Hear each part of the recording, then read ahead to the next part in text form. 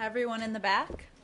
I first want to welcome two groups we have visiting us today at the briefing. First, we welcome several interns working in the Bureau of European and Eurasian Affairs. Hello. And second, we also welcome three journalism fellows from the Prague Freedom Foundation, an initiative of the Ministry of Foreign Affairs of the Czech Republic to promote and advance independent journalism and free media globally. Welcome to all of you as well. With that, Matt, and welcome to the reporters as well. I know. Well, why do they have free time? What with Ukraine and Crimea and all this stuff? You should put them to work. They just, they give them a little break within their 23-hour day. Let me start with the Middle East, because there are reports just coming out within the last hour, erroneous reports, I understand, but I just want to check to make sure that the Israelis and Palestinians have come to some kind of an agreement to extend the talks. Can you say whether that's true or not, and also tell us is there any kind of a readout from this meeting that Ambassador Indyk apparently had today? Sure. Let me give you a couple of updates. Our teams on the ground, our negotiating team and both parties remain in intensive negotiations. They had another meeting today.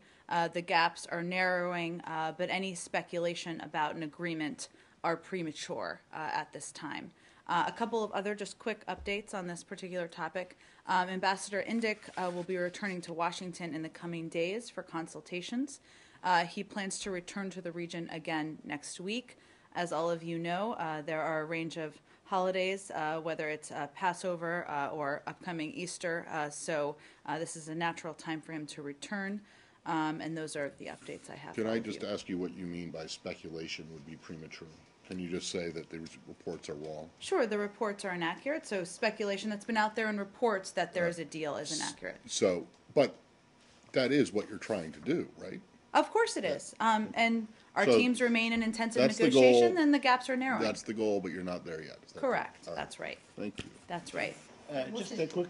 Yeah, go ahead, Joe. What is it you're actually trying to do? I mean, Matt said that is what you're trying to do, but what is it you're trying to do? When you say you're narrowing the gaps, what gaps? What are you actually physically trying to do? We're working, Joe, as you know, to determine what the path forward is for these negotiations, and that is up to the parties. It's always been up to the parties.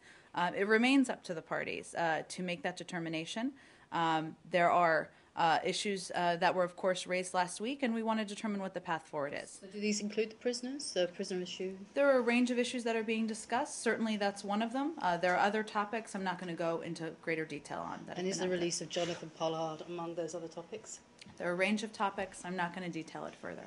Yeah. Saeed? The sources or the reports insist that the deal includes the swap of prisoners, the 30 prisoners that were supposed to be released on the 23rd of March, on the 29th of March, another 400 prisoners, but also they insist that Jonathan Pollard is part of the deal. Could you say, or could you tell us, or could you deny flatly that he is not part of the deal? Well, nothing has changed. No decision has been made about Jonathan Pollard. That's the same as it was last week. And I just made very clear that these reports are premature. Okay, now would the Palestinians have to, let's say, rescind their applications or cancel their applications or call them back with the UN agency for the talks to continue or no? I'm not going to go into that level of detail, Saeed. Okay, but would you say that the Israelis now are either reconciled to this fact that this is done and there is no backtracking by the Palestinians or backpedaling? I'm not going to speak on behalf of the Israelis of what they would or wouldn't feel comfortable with. Obviously, there are a range of issues being discussed, including the Palestinians' recent steps, including their desire for prisoners to be released, including a range of issues. But I'm not going to go into further detail. Only if you would indulge me for a second. Now, what does that do to the framework agreement or the 29th of April deadline? I mean, if they decide to go on beyond, so we continue doing the same thing, or is there going to be some sort of an announcement on the 29th that we have covered this period now, the 9-month period, and we go into another 6 months or another 9 months? I can't predict for you, Saeed. Obviously, if there's a decision made because of steps by the parties that these talks will continue, then it would take longer than the next couple of weeks to come to a final status agreement. But we will cross that bridge when we come to it. We're taking it one day at a time here. Now, with any agreement that is brokered or by the Americans, in this case by the American side, include also sort of the cessation of settlement activities, as we have seen the announcement just in fact yesterday. They announced that 300 dirhams, which is about 100 acres of land, is being confiscated from an agricultural. Well, you're familiar with our view on settlements. I'm not going to address that question further. Do we have more on Middle East peace, or should we move on? Very briefly, go ahead. what's your understanding of the status of the Palestinians' decisions to go ahead and move toward joining these UN conventions? I understand the Swiss have said that they've received. So to be clear, this is simply a technical step that Matt is referring to. I would caution you against reading too much into the significance of what is essentially a ministerial step in the processing of the Palestinians' letters. So the role, Yeah, but I just want to make sure. Administerial. The role of the depository, the UN or the Swiss, is simply to notify parties to the treaty what has happened. And the depository does not determine the legal validity or effect of the communications. It actually remains in the hands of the treaty parties, states that are a party to each treaty, to decide for themselves questions of who they recognize and with whom they consider themselves in treaty relations. So this is a technical step in their process. So you do not believe that that step, which was taken, violates the terms of the agreement that they reached back last year? Well, is that correct? Because it's just an administrative thing? And we continue to strongly oppose unilateral steps, which of course we consider this one, that seek to circumvent or prejudge outcomes that still need to be negotiated. So there's no question this process of steps has been unhelpful. But again, we're at a stage here where we're determining what the path forward is. We're not going to dwell on what was or was agreed to in previous months. But in terms of the way the United States looks, this doesn't change anything in terms of the Palestinians. Our funding, or no, in terms of not in terms of your funding, but this. You don't think that this changes anything on this one step changes anything on the ground, or something that needs to be negotiated, or does it? Well, this is a technical step that follows on the unhelpful step taken last week. So in that degree, it's a continuation. But again, it's not a different step. So I don't think it changes necessarily what we're negotiating now, no. And have you made that point to the Israelis? Or do you know? Well, look, I mean, the focus we have that's happening between the parties now is about what the path is forward. Right. Yes, this is a technical step, but we're determining what the path is forward. But just because the Palestinians have their whatever it is has been accepted by the Swiss does not mean that they are suddenly members of the Geneva Convention.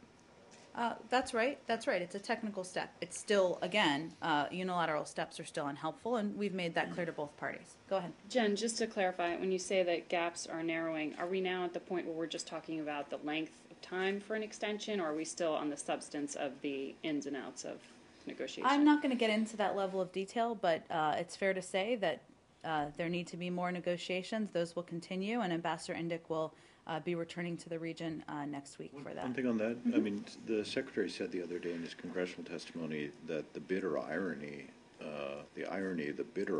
was that you were really just talking about process and how to keep the process going, not about the fundamental issues of a final settlement. Has that changed? Has anything changed since Tuesday?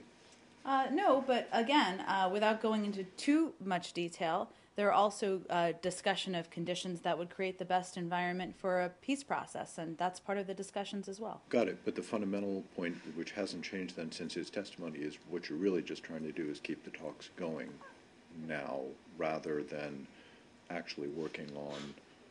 Though I get that the two are not entirely divorced from one another, but that the focus is just keeping them going, not on negotiating the final status issues. Well, they're talking about, of course, the important, difficult issues. I'm not going to go into further detail than I have. Go ahead. Very quickly, does this narrowing of the gap, was it influenced by what the Secretary said on Capitol Hill by the meeting in Cairo, of the Arab ministerial meeting in Cairo, and by the meeting yesterday between the Israeli foreign minister and Saeed, I would Secretary. encourage you to pose those questions to the Israelis and the Palestinians. It's their decisions and their choices that are being made, so I'm not going to do analysis on that. Promise my last question. Okay. Are you hopeful that the talks will continue on past the 29th? Do you see it that it is happening? Well, Saeed, I don't want to make a prediction, but certainly our goal has always been to work with the parties in a role as a facilitator to achieve a final status agreement. Travel, do you expect him to come back? Are there any more meetings that you're aware of that are going to happen before he returns? Do you know when exactly he's returning? Not that I'm aware of. I'll check and see if there's more specificity. As I understand it, it's in the coming day or so. Okay. Dates for his return here Next and week? so He'll be returning back to the region next week, and he'll be returning in the coming day or so to Washington. Okay, but you said about natural dates that naturally holidays that are coming up. But those holidays aren't until next week. Oh, well, some of them start next week, as you know, so maybe I don't have anything specific. When we have anything specific to let you know, we'll let you know. Is this for him to, and I'm sorry, I may have missed a word or two at the start, is this for him to consult with the Secretary and give briefings, or is it at the White House or elsewhere, or is he just getting a break? Well, hopefully he'll have a little bit of a break too, but certainly it's to have discussions and consult with the Secretary and the National Security team here. The holiday begins on the 14th and ends on the 22nd. It is safe to assume that Ambassador Indyk will be here during that time. No, we'll let you know as soon as we know when he'll be returning, but it's at some point next week. On Middle East peace or different? No, topic? very quick on Turkey. Okay. About an hour, there will be a resolution at the Senate regarding Armenian genocide resolution. Do you have any position on that? Well, our position has long been that we clearly acknowledge as historical fact and mourn the loss of 1.5 million Armenians who were massacred or marched to their deaths in the final days of the Ottoman Empire. These horrific events resulted in one of the worst atrocities of the 20th century, and the United States recognizes that they remain a great source of pain for the people of Armenia and of Armenian descent, as they do for all of us who share basic universal values. Beyond that, I don't have any other comment for you. Okay, so this resolution wants administration to recognize, or president to recognize 24th of April as the commemoration for the 1915 events, genocide events. Would you, do you have any position regarding I just this? provided what our United States position is on this issue. And address that When you were were working for candidate Obama, what his position was on this issue? Well, Matt, I know that candidate Obama has his own personal views about this issue, which he was actually in his statement that the White House sent out last year. I'm sure there'll be more statements to come at the end of this month. But you cannot specifically address the question of whether the U.S. government regards the events that you just described near the end of the Ottoman Empire as genocide. I just stated what our position is. Do we have more on this? Turkey? One single question more. There is a protocols between the Armenia and Turkey that your administration helped in 2011 or 10, I believe. Do you have any update on that? How those normalization process going on? Well, we continue to urge both countries to work together to achieve a full, frank, and just acknowledgement of the facts. We believe that by working together to address their shared history, Armenia and Turkey can promote stability and prosperity in the entire Caucasus region, so we continue to work with them on that. While the protocols may not be moving forward at this time, we note that both sides remain committed to the process of normalizing relations, and neither side has withdrawn. Our greatest interest on this issue is to see Armenia and Turkey heal the wounds of the past and move forward together in a shared future of security and prosperity in the region, and our policy is, of course, naturally guided by that goal. Do you know why this process is not moving forward? It has been 5 years almost that you Sure, I understand started. that. I don't have any more detailed analysis for you. Should we move on to a new topic? Just to return to the issue of the Iranian nomination for representative at the UN, reports today there are of court papers that allege that he was implicated in the assassination of a dissident, an Iranian dissident in Italy in the 1990s. first of all, is the administration aware of this? I've seen the reports. We've obviously expressed our concerns publicly to the Iranians and to the UN about the fact that this nomination is not viable, but I'm not going to detail those specifics of those concerns more. But this new information, or at least new to us, does that factor into the discussion about whether or not to ban the visa at all? I'm not going to detail that further. Do you have any decision yet? I don't have anything new to update you all on this specific issue. I just want to know if you have any reaction to the passage in the House of the bill.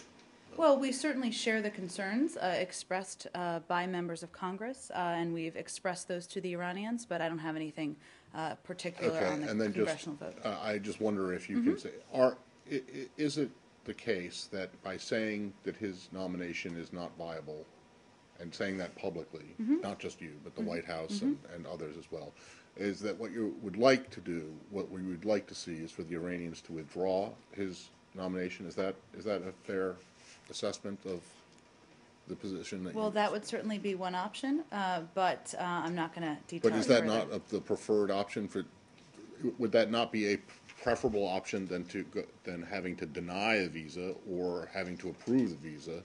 Wouldn't it be easier if it just went away, if they just withdrew the Well, our nomination? preference certainly would have been that he wouldn't have been nominated to begin with. In the first place, right. Sure. But now that he has been, it's fair to say that the administration would like to see that the easiest and quickest resolution to this problem is for his nomination to be withdrawn. Well, obviously, as I've noted a few times, we've made our concerns clear, and they're going to make whatever choice they'll make. I asked if you could take the questions of whether there had been precedents for this. Are you able to, whether there are, not precedents to this, whether there are past instances of U.S. visa denials for foreign representatives to the United Nations, whether perm rep or lower level. Can you address that? I'm not going to get into historical precedents from the podium. Certainly, I know everybody has lots of access to information out there, but I don't have anything I can detail for you from here. And is there a legal reason for that, or is it a policy decision? I'm just not going to detail it further. Do we have more on this issue? Sure. Yesterday, the American team in Vienna issued a statement that Under Secretary Sherman had an hour and a half meeting bilateral with the Iranians, and she raised the issue of the Americans detained and disappeared in Iran, which means they are talking more than the nuclear issue. Do you know if they discussed any regional issues beside these? My understanding from talking to our team, Samir, is that, yes, they did meet for an hour and a half. They talked about two things during that bilateral meeting. That is, of course, the nuclear negotiation as one of them. The other is the issue of American citizens and our concern about Mr. Hekmati, Pastor Abedini, and Robert Levinson, all of whom deserve to be home with their families. So those were the two topics of discussion. No other regional issues discussed? Those were the two topics. I think under the schedule that has been outlined for the payments under the JPOA to Iran, the fourth payment, which is for a total of $550 million, is supposed to happen today. Has that happened?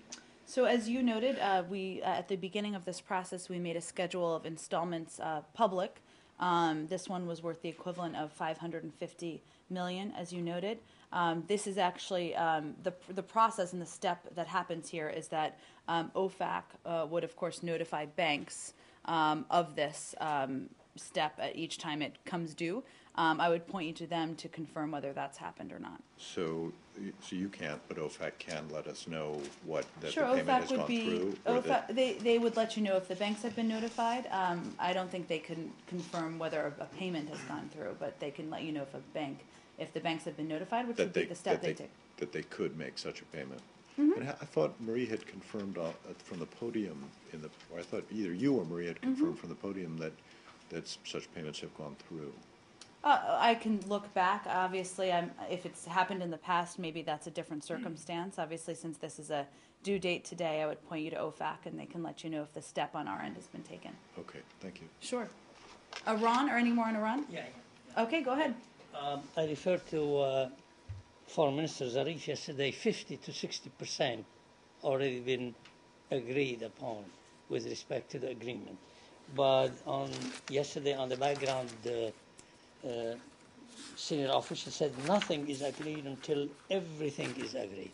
So it looks like it is clear there is a disagreement on many things. What are the major points that there is no full agreement with the Iranian about it, or the remaining? Well, let me Point to walk agree you upon. through a little bit about where we are. As you know, the last round of talks was completed yesterday.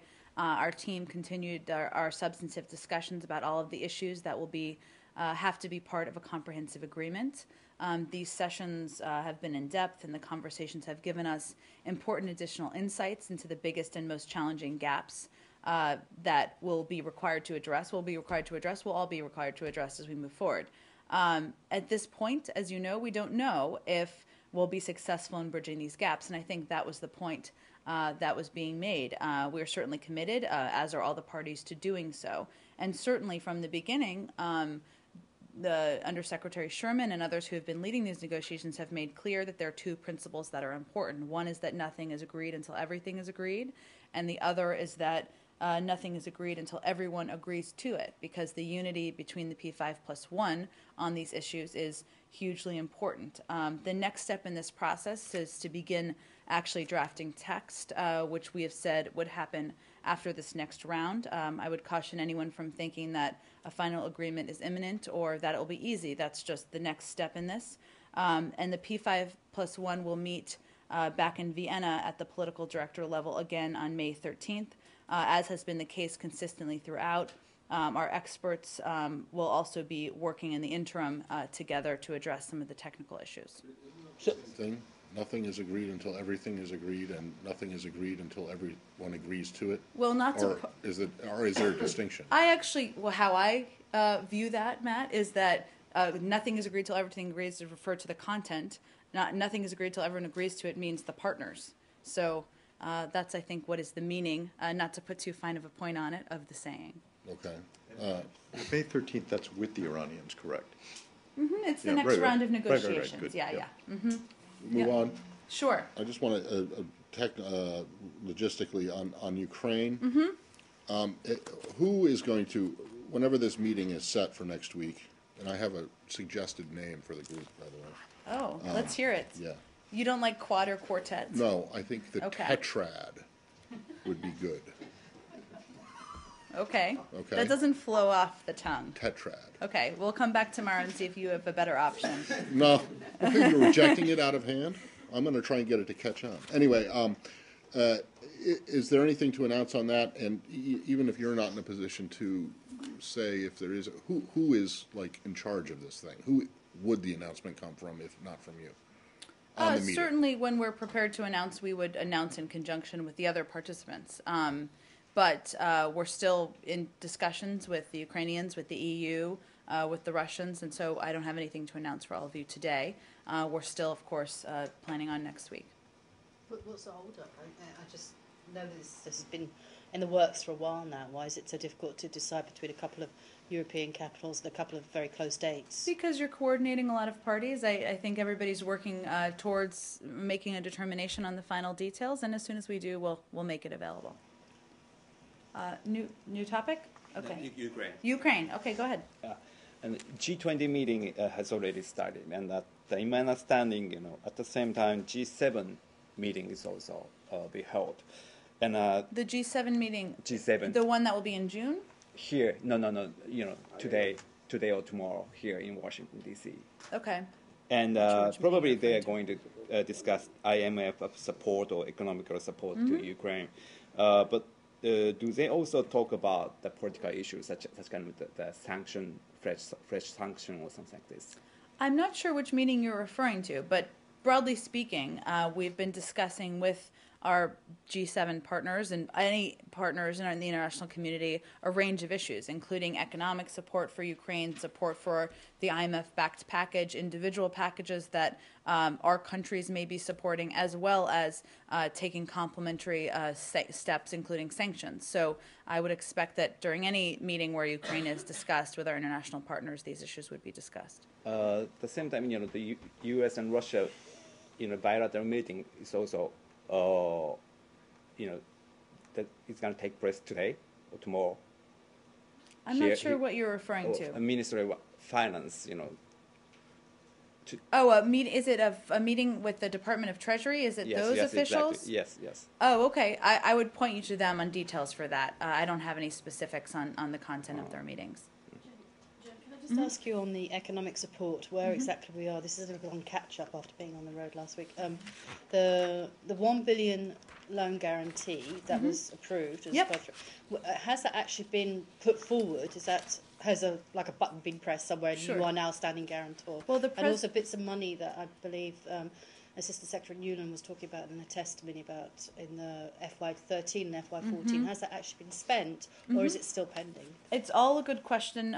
The president signed into law, as you know, last week, the loan guarantee package. In terms of where it sits right now, let me take that and just see if we can get an update for you and the other bits of money that Assistant Secretary Newland referred to. Okay, thank you. Sure. Jen, when the Secretary visited Kiev, there were other things included in that package that was announced that day. Beyond money, it was also like technical advisors on things, not just to look at the books, but to claw back money that had been sort of looted.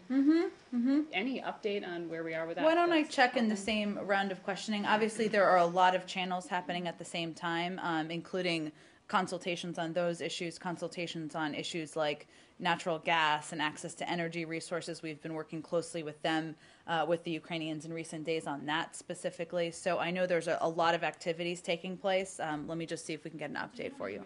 To President Putin's letter this morning to the EU saying that they're going to cut off supplies unless the EU stumps up the cash for the Ukrainian bills.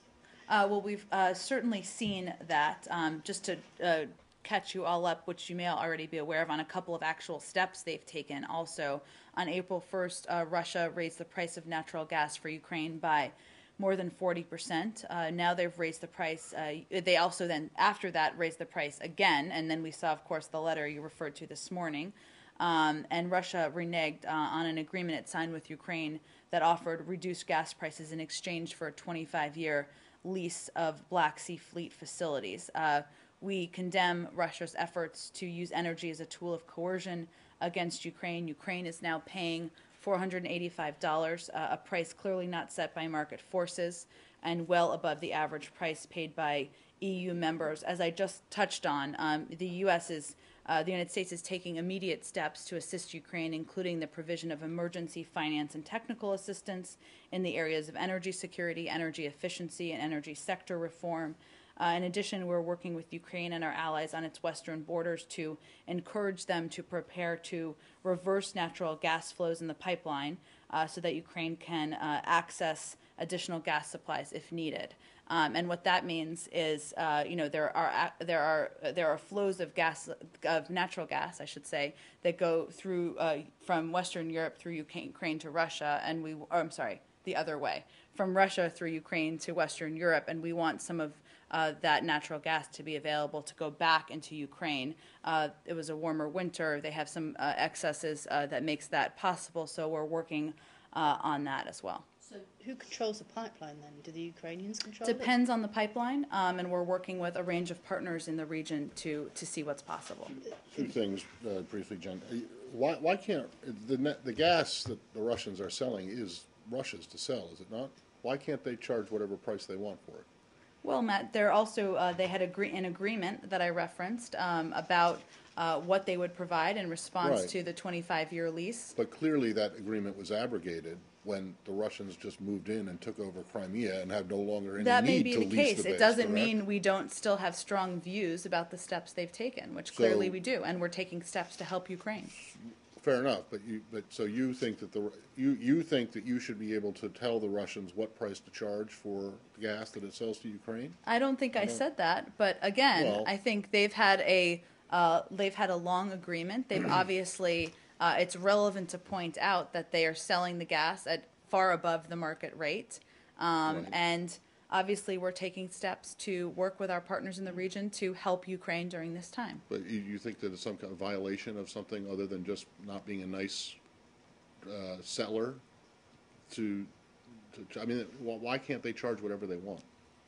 Well, Matt, I'm just speaking to our views on their steps they've and then taken. Secondly, there was a lot of talk yesterday and the day before, the last several days, about these actions going on in eastern Ukraine that you guys say are being fomented by the Russians. Have you seen anything since anything in the past, say, 48 hours that would ease any of your concerns, or have you seen anything that would make you increase that would make your concerns grow on the agent provocateur front? Well, we still have the same concerns. Obviously, things have calmed a bit, and there are still some buildings where there are remaining issues. We have seen reports that the separatists who seized a security building in Luhansk may have rigged the building with explosives. There are conflicting reports about some particular buildings. But it remains the case, as Assistant Secretary Nuland said yesterday, that these are not a spontaneous set of events. These incidents bear all the hallmarks of an orchestrated campaign of incitement, separatism, and sabotage of the Ukrainian state, and those concerns remain. But in his conversation yesterday with Foreign Minister Lavrov and in all these public statements, including Tori's that you just said, you've been telling the Russians to knock it off. Is there any sign that you're aware of that they're listening, that they're actually doing that? Well, obviously, these events are from a couple of days ago. We'll see what actions they take moving forward. So the answer is no. You don't know. You don't know whether there's been any. Well, there haven't been new there steps. hasn't been any. Obviously, we're monitoring as closely as we can, but we still remain concerned about the steps that have been taken. Just going back to your condemnation of what you described as the Russians' efforts to use energy as a tool of coercion, was that meant to apply to the letter, which is what Joe had asked you about, or to the totality of circumstances that you described? The totality of circumstances in response, including the letter. Sure, and in response to Joe's question, what I thought was relevant here was specific actions more than the letter also that they have taken to increase the prices. Can I just go back to what you mentioned? If I understood this right, you're trying to work with experts to reverse the gas flow so that Ukrainians get it back. Isn't Russia going to take that as some kind of act of sabotage or Gazprom on their gas pipeline? Again, I'm not an expert on this, obviously. I've learned quite a bit about it in the last couple of days, but I can see if there's more technical specifics on how it would exactly work. I think it would be gas flow that would be coming from Europe, so it wouldn't. I don't know that it would be owned by Russia. It just seems to me that there would be other situations in other countries where if nation states started to try and reverse gas flows, there would be an outcry by other nation states about that. Well, there are a lot of circumstances happening on the ground, and there are a lot of things under consideration to help the people of Ukraine. But I mean, the Russians could take the position that you're actually effectively pinching their gas. I'm not sure that that's technically correct. It's a good question, but I will see if there's more. Our technical experts can More tell. I don't think term that than pinching. pinching is not a technical term. It is not, but I How understand about what just Joe's theft? getting at. Let's call it theft. I'm understanding her nuance of meaning they could British think we're English, taking their gas supplies. So I don't think that is what the actual technically what would happen, but I will check with our team on that. Thank you. Larceny, actually. All right. Any more on Ukraine? Sure. Ukraine. Ukraine, okay. Yes. Did you know the Ukraine ambassador Jeffrey Pyatt, and he showed the 3 satellite images on his Twitter yesterday. I'm sorry, he did what? On his Twitter. Oh, satellite images. Yeah, yeah. So I want to know. So what is the purpose of his this? He shows this 3 satellite images. Well, let me be clear. These are publicly available images. These weren't private images or images taken from a government stock, so to speak. But They're not spy satellite images. But he was as we've been making the point clearly that we've been concerned about not just the troop presence gathering on the border, but the fact that they're staying, and this clearly illustrates that point. Jennifer, there is an explosion today in Athens, Greece, outside of the Bank of Greece. First, I wanted to know if you have a reaction to this, and second, do you help or participate in the investigation? Well, we strongly condemn those who use violence to seek to achieve their goals. The United States and Greece are partners in combating terrorism in all its forms. For information about this particular incident, we would refer you to the Greek government. We are certainly partners. I'm not aware of a United States role in this. I think it would be led by the government of Greece. Go ahead. Yes, non-proliferation. So earlier this morning, the State Department announced the travel plans of Undersecretary Gottenmiller to Japan and China. Can you outline her travel details for us? Sure, I'm happy to. Undersecretary Gottenmiller will travel to Japan and China from April 10th, today, to April 15th. From the 10th through the 11th, she will meet with Japanese counterparts from the Cabinet Secretariat and the Ministry of Foreign Affairs in Tokyo. She will discuss regional security issues, arms control and non-proliferation policy, and missile defense cooperation. She will travel on the 12th to Hiroshima to attend the Non-Proliferation and Disarmament Initiative Ministerial. She will also lead the U.S. delegation to the Japan-U.S. Commission on Disarmament and Non-Proliferation, a bilateral dialogue covering weapons of mass destruction, nuclear energy, and conventional arms issues. On the 14th and 15th, she will take part in the 5th P5 conference in Beijing, China. The conference is the latest in a series of meetings between the United States, China, France, the Russian Federation, and the United Kingdom, aimed at furthering the disarmament goals laid out in the 2010 Nuclear Non-Proliferation Treaty Review Conference Action Plan. And finally, on the 15th, she and her counterparts will participate in the P5 conference public event titled Comprehensive Enhancement of the NPT. So as part of her trip, she'll attend the annual NPDI ministerial meeting in Hiroshima. What will be the main agenda of her participation in this meeting? I would point you to the organizers of the event. She's participating, but the event is not organized by the United States. And this is the first time that the U.S. is going to be participating in this particular meeting. What is the impetus for U.S. participation this round? Well, clearly, non-proliferation and the importance of working with our partners and allies around the world to further that agenda is important to the President, important to the Secretary. Obviously, Undersecretary Gottenmiller is an expert on these issues, and I think all agreed it would be important to send a message about how important we think this issue is. The reason that you're being asked these questions is not is the symbolism of the venue itself. Do you not have I anything? understand that, Matt. Thank you for. Well, yeah, but do you have anything to say about that? I don't. Obviously, it's not our event. We're participating in the event. Go ahead. I have a follow-up question on that. Is her participation in the PI meeting somehow related to the negotiation for preparatory talks of DPT review conference in Beijing next week, which I'm assuming She's also attending that. I mentioned that in the list I just gave. Okay. Deputy Secretary Burns meets with South Korea Deputy National Security Chief Kim Kyo-yeon today. Can you tell us more detail about the purpose of this? I'm not sure I have more details. I believe it was part of kind of ongoing discussions and with our important partners and follow-up to the range of meetings that the President had over the course of the last couple of weeks. I'll check with Deputy Secretary Burns' office and see if there's more to share. Okay. Go ahead, Arshad. Yeah, I wanted to return to the question of the immunity granted by the State Department to Blackwater employees in Iraq in 2007. Were you able to establish, one, whether you felt that the department had the right to grant immunity at that time, absent the authorization of the Justice Department or the concurrence of the Justice Department?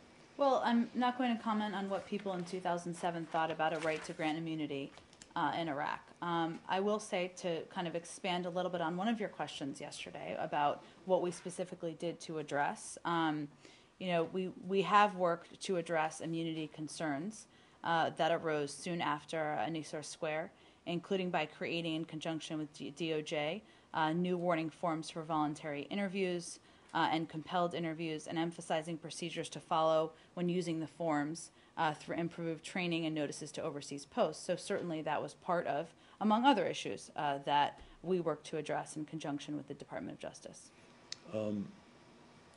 What does that mean?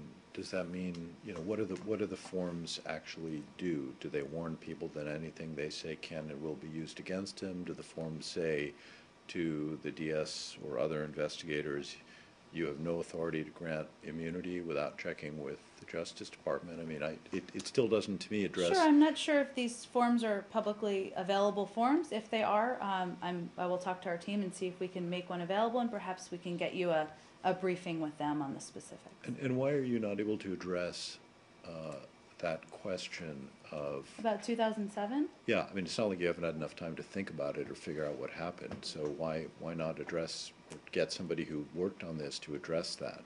Well, thank you for your advice, Arshad, but I'm not going to speak to what happened 7 years ago in a different administration, and clearly we've taken steps to address this since then, and I think that's the important point we should all focus on.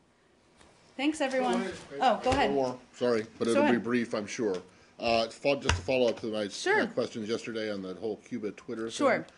Have you, I know that Administrator Shah was on the Hill this morning. I know he was asking questions about this, and I know that Senate, the Foreign Relations Committee has asked for some kind of I guess not an investigation, but some kind of a look into all of AID's internet, not just this one, but anything they might be doing. But I'm wondering if you were able to get an answer to the question about those texts that I was referring to yesterday that did appear to have political content. Well, USAID is continuing to gather background information. I would point you to specifically what Administrator Shah said this morning, I believe in response to a question. He's asked his team to review all of the information related to the program, and certainly these reported texts will be a part of that process. Okay, but you do not yet. That review is not finished. It just Correct. started, correct? Correct. Thanks, everyone.